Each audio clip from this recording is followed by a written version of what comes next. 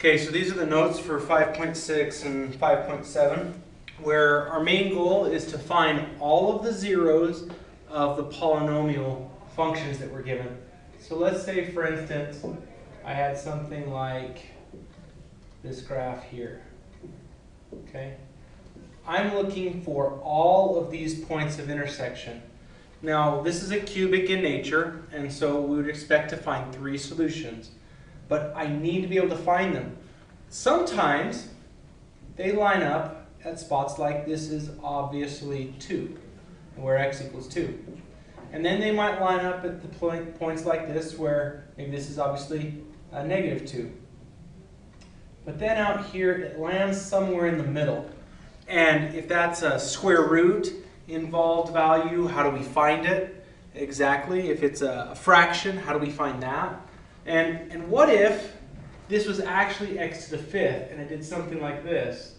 That would mean that there were some imaginary answers, and we would want to know what those are as well. We want to be able to get every solution to the equation, both real and imaginary, before we're done today. And so we're going to start with some really basic problems, and we're going to build a process or a system for how do we do this section of work. How do we find these zeros? Now, back in the olden days, we had to do everything by hand, algebraically, and to be honest, some of them were crazy hard. We get a lot of help from technology today. And obviously, technology doesn't solve all of our problems, but it does help us get our feet wet with solving these types of questions. So we're actually going to start today in 5.6, question number 26. Okay? And it says that the function f of x, it might say g of x, h of x, y of x, it doesn't matter. It equals 2x cubed minus 3x squared. And then minus 14x plus 15. Okay, by nature, okay, first step, we're going to identify the number of roots. Another word for it is zeros. Okay? We're looking for how many solutions there are to the system. Sometimes they'll be referred to as roots, sometimes they'll be referred to as solutions. But we're looking, or zeros, we're looking for when is this equation equal to 0. The number of roots is always equal to the highest exponent. So in this problem, the highest exponent is this cube right here, which means I should find 3 zeros exist. Okay? Now, it's possible that some of those zeros are imaginary. It's possible that the same zero is used more than once. But what's important is that we know there are 3 solutions to the problem. That's step number 1. Step number 2 is always to graph the equation. If you're trying to solve a polynomial and you're trying to find zeros and you're not graphing it, you're taking out one of the most powerful resources we have and just throwing it away. So first thing I'm going to do is go into my calculator, y equals, I'm going to graph 2x to the 3rd, make sure you get out of the exponent there, minus 3x squared minus 14x and plus 15. Okay, so I'm going to go ahead and graph this, and I'm going to hopefully see some places where this crosses the x-axis. In fact, I see 3. And the 3 solutions, if they're obvious, we can just grab them and run with it. If I was looking here, I would say it looks like there's a solution at 1, skip 2, and a solution at 3. I'm pretty confident about that, but if I want to be certain, I can look at the table.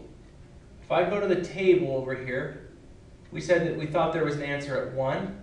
What does 1 give as an answer? 0. Since I'm looking for zeros, I can safely assume that 1 is a 0. And there again, 3 is 0. Okay, so that was 2 of them. That's these 2 over here. But I need to consider this one that's over on the left. It doesn't look like it's crossing right through at -2 or -3. It's somewhere in between. So that value, I'm not going to be able to find just straight by using the calculator. I might get lucky and make some good guesses, but I want to see if I can do this just by using other approaches. And so step number 3 is going to be to divide out what you know. Okay. So what that means for this problem is I'm going to take this equation right here and I'm going to use synthetic division on it. Since I know that there are zeros at x equals 1 and x equals 3, I'm going to divide those values out of the problem. So my synthetic division would start with 2, -3, -14, and 15. Okay? And so I'm going to go ahead and produce the synthetic division that we learned about last time. I'll start with the 1. I could start with the 3. It makes no difference in the problem. The first number is 2. 2 times 1 is 2. That's how I get back inside. A -3 plus 2 is -1. I times 1 by -1 to get -1. -14 and -1 is -15. I forgot my basket. And 1 times that -15 is -15, producing 0 when I add. So sure enough, 1 really is a solution to the system, or the polynomial. But now I need to go a step further. Because, well, this was x cubed, right? And now we have a 2x squared minus 1x minus 15. I could use the quadratic formula here, because I have an a, b, and a c. I could try to factor it, if it's factorable, which if I already know one of the other answers, it should be factorable. Or I could just do it by hand. And so what we're going to do, or I could continue the synthetic process rather. Let me restate that. I'm going to just go ahead and continue the synthetic process because I can use it multiple times. And so if I come down again, keeping my process going, I'll start with the 3. The 2 drops down. 3 times 2 is 6. A -1 and a 6 is 5. Oh, my basket's got to be there. 3 times 5 is 15. And sure enough, it produces that 0. Well, if that was 2x squared, then this would be 2x. This is a plus 5. And like all of the stuff we've done, we want it to equal 0. So how would I solve this for 0? Well, I would minus the 5 to get 2x equals -5, and divide by 2 to get x equals -5 over 2. If I include the 1 and the 3 that I got from the graph, I have found 3 solutions. I'm going to come back to my graph and look at it for just a second. -5 over 2 is -2.5. Is it possible at this point over here is -2.5? I think it is. And it's safe to say that that's probably exactly what it is. And we can probably safely assume that that's the answer. And so that's just verification that we got the right values. So that's a pretty straightforward one. 2 of the answers were obvious, 1 of them wasn't. Now, let's say that 3 of them were obvious. If I had just obvious answers, the graph would tell me that, and I could move on with my life. The synthetic process is for finding zeros that are hard to find or hard to identify. So let's look at another example. If we look at question number 32, okay, starts with, let's get this written down. 32 is 3x to the 4th minus 6x cubed minus 32x squared.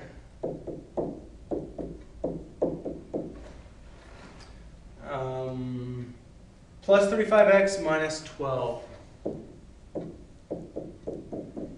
Okay, and if I'm looking for the zeros of this function, I'm looking for however many times it equals 0. So step 1 is to figure out how many zeros.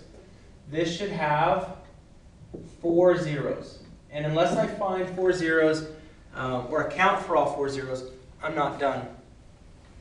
All right, so so the next thing I need to do is graph this. So I'm going to go ahead and produce the graph. I'll just clear this out, and it's 3x raised to the 4th minus 6x raised to the 3rd minus 32x squared plus 35x, whoops, minus 12. And if I graph that, I'm looking for 4 solutions, but I'm only seeing 2. And you guys can notice right up here, there's that sort of bend. It's like a W shape, but we can't see a lot of it. But it looks like at -3 and at +4, I have some zeros. So I would say that x equals, let me get that again, -3 and +4. Those are obvious real zeros. You might be asking, well, where are the other two? We're supposed to have two more. Where are they? The reality is that because we couldn't see them, it must mean that they are imaginary. Now, in 5.6, you're only asked to find the real zeros. So for question 32, this would be the answer, but I want you to find all of the zeros, even the imaginaries, the whole time. Because if we can find the real ones, well, that's easy. That's calculator work. Can we find the imaginaries? So your entire assignment, you are finding all of the zeros. So we've got to go and dig out the two imaginary values. And so what I'll do is still do the synthetic division. I'm going to divide out what I know. 3, -6, -32, 35, and -12. And there's my basket. Let's start with -3. 3 drops down. 3 times -3 is -9. That'll make -15. -15 times my -3 is a +45. 45 and a -32 is 13. 13 times -3 is -39. A 35 and a -39 is -4. -3 times -4 is +12, giving me 0. If it doesn't give you 0 down here, you should probably start to worry that you made a mistake, because -3 was pretty obvious in the graph, so I really expect it to give me that 0. And then I'll repeat the process, but this time using the 4. So 3 drops down again. 3 times 4 is 12. 12 and -15 is -3. 4 times -3 is -12. I add those, I get 1. 4 times 1 is 4, and that gives me 0. So this is really 3x squared minus 3x plus 1, and I want it to equal 0. But I already know the answers are imaginary. They weren't easy to see on the graph. And because imaginary answers come from square roots, I'm automatically going to go to the quadratic formula for a problem like this. So my A is 3, B is -3, and C is 1. Well, the quadratic formula is -b. Because B is -3, we'll say it is +3, plus or minus the square root of b squared. That would be 9. Do not write -3 squared, because your calculator doesn't understand that correctly. Figure out what -3 squared is on your own. Minus 4a is 3 and c is 1, all over 2 minus the weirdness there, a, which is 3. All right, so I'm going to put this into my calculator right here. Okay, so I'm going to get 3 plus or minus the square root of something all over 6. So let's grab my calculator. And I'm going to take 9 minus 4 times 3. I really don't need the times 1. And I get -3. So this is the square root of -3. Well, I know that the negative in the square root can come out and be an I. So that would make this 3 plus or minus I root 3 all over 6. You guys have to understand that this right here, because there's a plus and a minus, it indicates there are actually two answers there. So if I wanted to be really explicit, obviously x equals, what were my values up above? -3, comma 4, comma 3 plus I root 3 over 6, and 3 minus I root 3 over 6. If you want to combine these two by using the plus or minus symbol, that's absolutely fine. But did we find 4 solutions? Yes, we did. We will always find the number of solutions that we are expected to find. Okay? We go to 5.7, and here it specifically states you need to be able to find all of them, including imaginaries. Now, I want that to be the instruction the whole time. We find all solutions all the time. But we're going to look at 2 problems that have a little bit of unique nature to them. We're going to look at question number 12 and number 18. So on question number 12, we have f of x equals x to the 4th minus 9x squared minus 4x plus 12. So by definition, I am looking for 4 zeros. Okay, because that's what that tells me right there. That's the fundamental theorem of algebra, that the number of zeros will be equal to the exponent of the degree. And so we'll talk more about that later, but we do know that that's going to give us our number of zeros. Next thing I want to do is graph it. And so I'll go in and start graphing. It is x to the 4th minus 9x squared. I don't want to do that. Oops. There we go. All right, x to the 4th, that did not save me any time. Minus 9x squared minus 4x plus 12.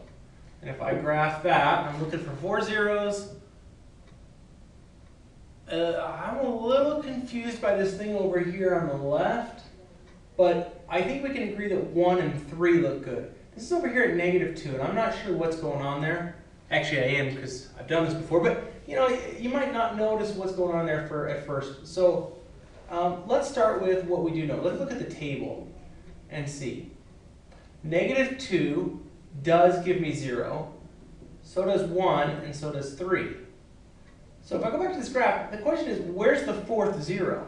Well, here's what I'm going to tell you. There are some cases where we have what's called a multiplicity. In other words, a 0 occurs more than once. Now we have to be careful not to make assumptions. The way we know that it's possible is by seeing it touch and turn around.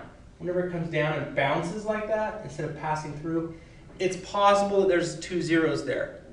But we don't know if it passes through 2 and then passes through really close to 2, or if it just touches and turns unless we check it in the process. So we think -2 might be twice, and then there was 1 and 3. So the question is there another 0, or is -2 really used twice?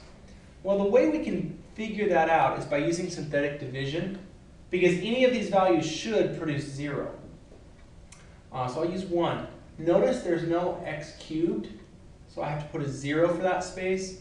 -9 for x squared, -4, and 12. If you leave these zeros out and you don't put them in, you'll get you won't be able to get it to work. It'll fail every time. So I actually am most concerned by that -2. So I'm going to take it out. That would be -2. 0, -2 is -2. -2 times -2 is 4. Makes -5. That would make 10, which makes 6. By the way, there's my basket, which makes -12 and 0. Okay, so now I could try 1, I could try 3, but wasn't I concerned about whether -2 was used more than once? It turns out that if it works more than once, it will work more than once in synthetic division if I keep peeling. If it doesn't work more than once, this will not produce a 0. So I'm going to try it again to see, is it a double root? That's what we call it, because it's there twice. We also refer to it sometimes as a multiplicity. -2 times 1 is -2. That makes -4. -2 times -4 makes 8. -5 and 8 makes 3. -2 times 3 is -6. And it worked a second time. Now, we're pretty confident that 1 and 3 work. And now we're confident that -2 works twice. Did we find 4 solutions? Yes.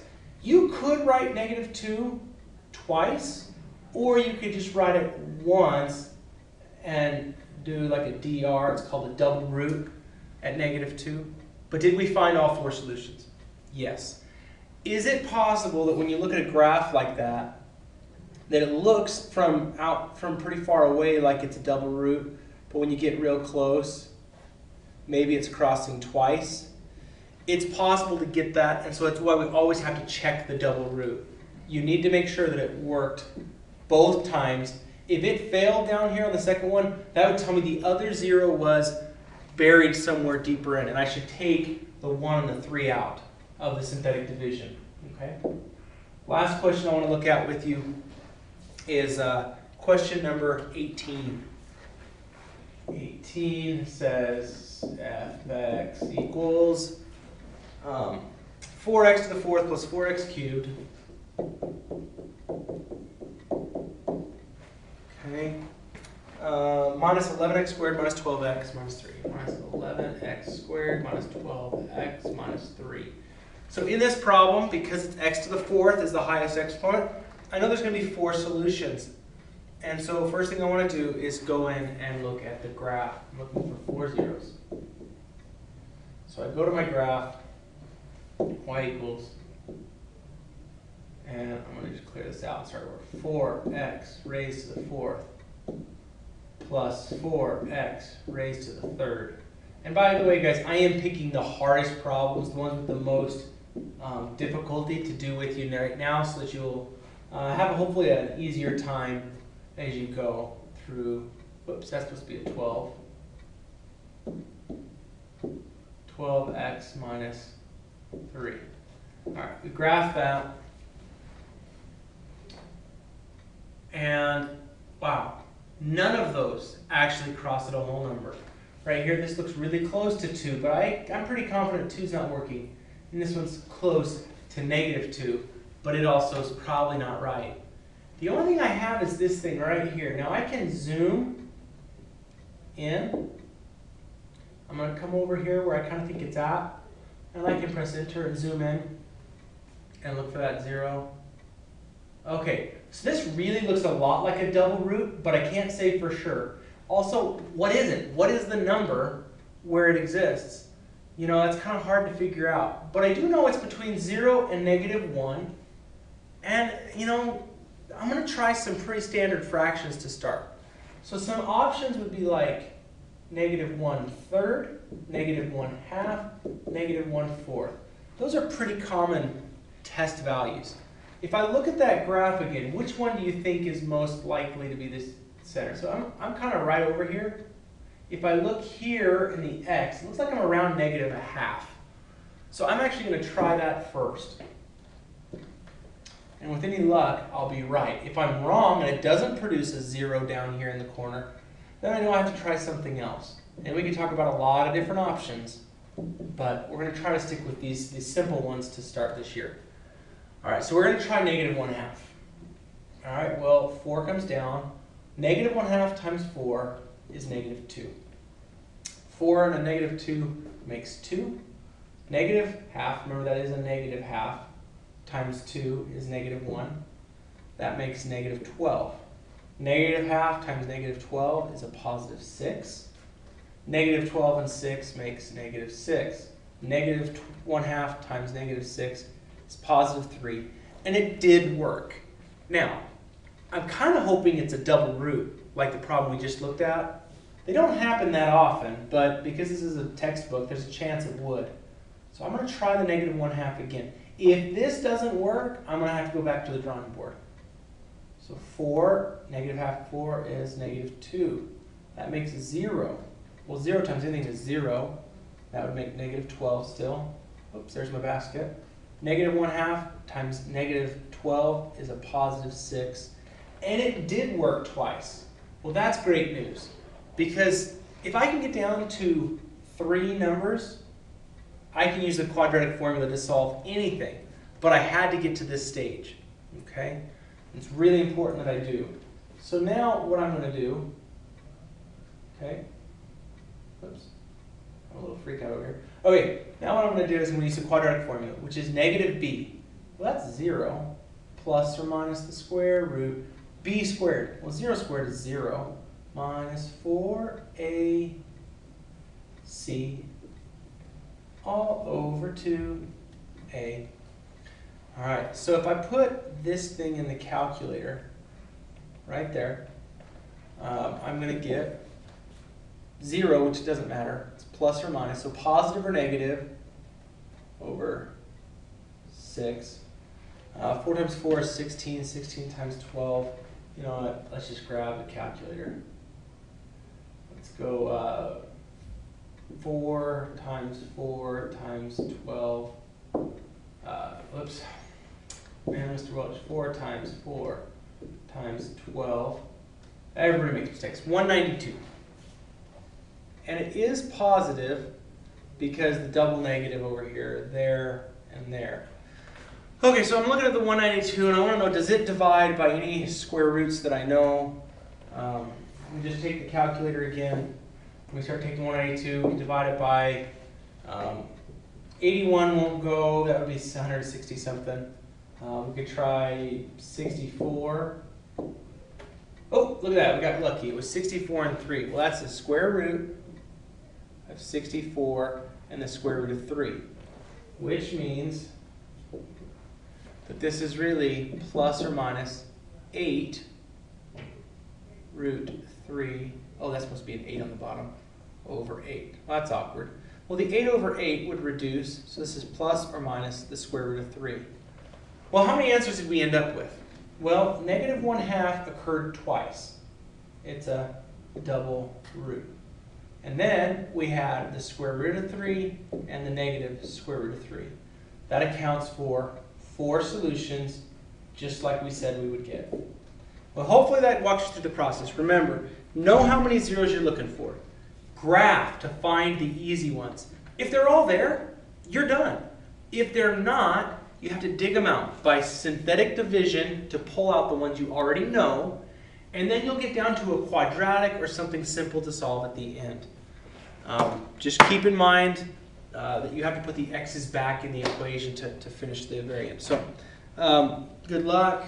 See me with your questions in class, but this is a process that's extremely important to Algebra 2. Good luck, and I'll see you in class.